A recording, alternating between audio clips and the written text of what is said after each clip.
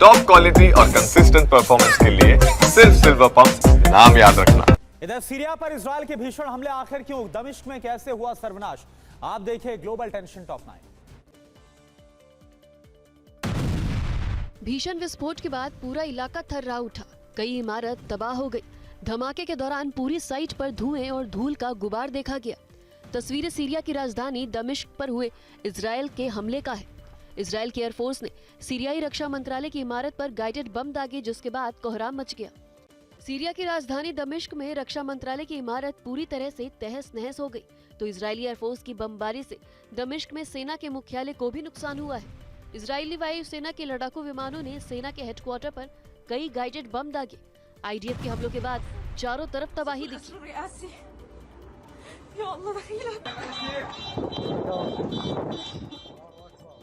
Syria की राजधानी दमिश्क में इजरायल वायुसेना के हमले से सर्वनाश हुआ है और अब धमाके के बाद की तस्वीरें देखिए। सीरिया की रक्षा मंत्रालय की यह इमारत अब खंडर बन चुकी है। हर तरफ मलबे का ढेर बिखरा पड़ा है। सीरिया में तबाही की सबसे नई तस्वीरें बर्बादी का पूरा मंजर दिखा रही है।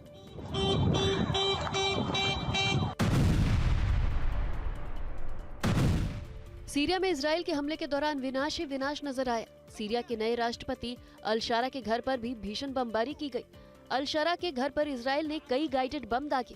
इस हमले के बाद अल शारा के बारे में कोई जानकारी नहीं है। इजरायल के हमले से हुए नुकसान का आकलन अभी जारी है।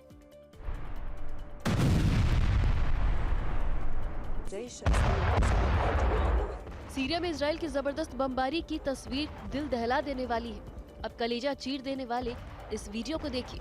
सीरिया में राष्ट्रपति के महल पर भीषण बमबारी की गई। एक के बाद एक कई धमाकों से राष्ट्रपति महल की इमारत खंडर में तब्दील हो गई।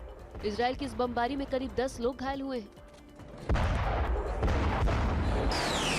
सीरिया में इजरायली वायुसेना ने इन हमलों को 50 से ज्यादा लड़ाकू विमानों से अंजाम दिया।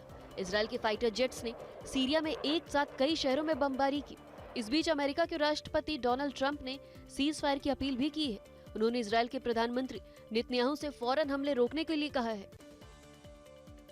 इजरायल के हमलों पर अमेरिकी विदेश मंत्री मार्क रूबियो ने कहा है कि सीरिया की स्थिति जटिल है। इजरायल और सीरिया के साथ बातचीत भी जारी है। हम तनाव कम करने की दिशा में आगे बढ़ रहे हैं। सीरिया पर जारी हमलों का जल्द ही समाधान निकालेंगे।